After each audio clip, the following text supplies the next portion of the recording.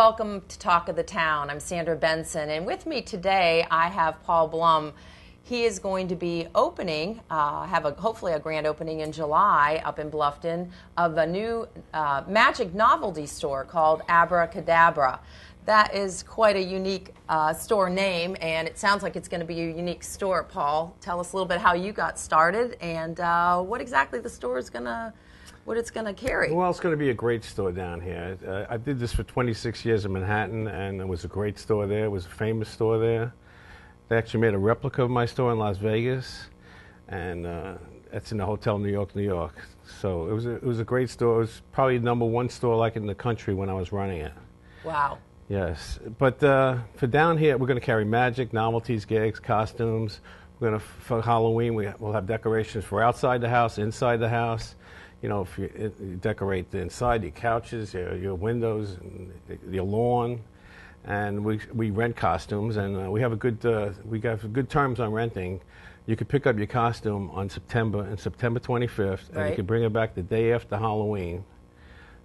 The next day we close, and then the day after that, you got 3 days to bring back your costume. So you have the whole month of September, and you got 3 days to bring it back. Wow, that is great. Yeah, that is yeah. great. So you don't have to rush back and forth and think Right. about it, and you can get it early, and you don't have Right. to wait online and stuff like that, and Right. you get it out the door, and you know. Well, I think it's a store that, to my knowledge, I don't think there's anything quite like it in the vicinity. Right. So, That's why I kind of wanted to do this here. I wasn't going to do this actually because when I sold the business in 2007, I said I'm never going to do this again. I said I had enough costumes, I had enough masks, wigs. I just had enough. And I said, so I wanted to open actually an amusement park, and it was going to be called Abracadabra Land. That's why I came down here, and I was going to start with an all-terrain go-kart track. Right. And that's on, and I'm still working on that. Still working on that. That's good. That'd be something very fun in this area. Again, that we really don't have around here. Right. People telling me they need more fun things to do. Yeah, absolutely. So I was going to open. I'm still working on that. It's behind Riverwalk. It used to be Waste Pros property. I'm working with the guy there, and they have some engineering problems there. And as soon as that's cleared up, we're working out a deal. Well, we look forward to that. But meanwhile, I'm going to promote it through the store. Yeah. Yeah. So I'm going to have a big screen in the store. You can see the track and all that stuff. But that's another story. But I'm excited about the store. How did you get started in this? That's it's really a different industry. Yeah, magic? yeah. How did you get started? Well, that's a long story. That's a long time ago. And I actually started in the street with $170 in Sheepshead Bay, Brooklyn. And I went in from one flea market to another flea market. In one flea market, I grew from 1 booth to 9 booths. Then I moved into Manhattan. I took one store, and then I took the store next door, and then I took another store after another 5 or 10 years. And it was about, I'm doing this 26 years. Wow. And with the 4 years off, over 30 years. Yeah, yeah. So it's 30 years ago, in 1981, I started. Wow. You said you just started with an arrow in your head. Well, I started in the street with Steve Martin was big at the time, and he wore the arrow through the head. Right. That was part of the gigs, and I would wear the arrow through the head, and I'd say, "Hey, buddy, you want to see a good joke?" And I'd squirt him with the disappearing ink, and they go, "Hey, what'd you do?" And you know, of course, it would disappear. People didn't know much about that stuff back then.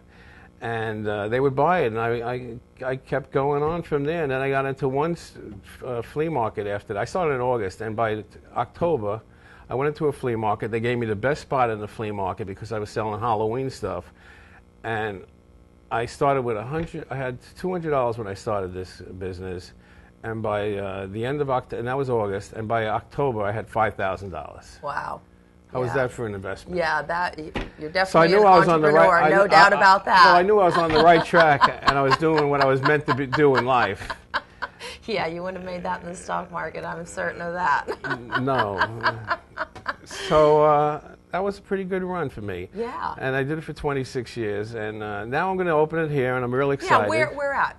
Well, yeah, we're located in Bluffton, next to Best Buy okay. on Fording Island Road, which is 278. Right. And we're in that shopping center. They have Petco, they have GNC, they have just opened a mattress store. They're going to be opening a store, Kick and Chicken, which is going to be open. It's their first franchise.